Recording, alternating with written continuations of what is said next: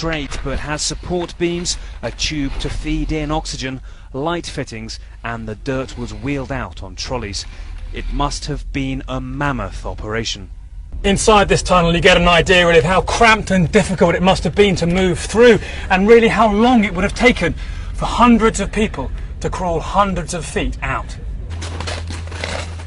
We go inside and enter where the Taliban were held, the political bloc, wondering exactly how did no one notice the months-long operation.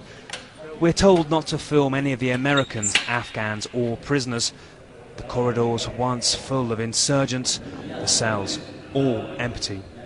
The cell that led to freedom left, though, as it was. Life here had little luxuries and one big one, an escape route.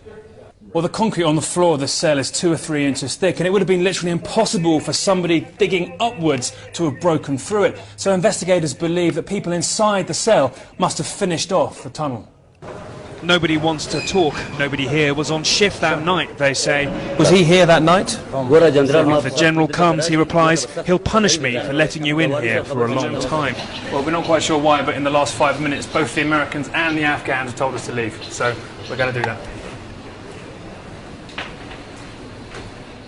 We look for where the tunnel emerged. It is inside this house, the hole in the back of a front room now filled in. Well, once the prisoners had emerged from the tunnel into the compound here, they faced 2 choices for how they could leave. One is a door in the corner over there, and that leads out onto a canal. Not very useful for the minibuses they apparently escaped on. The most obvious choice would have been this, the front door of the house, and this leads right out onto the main road opposite the prison.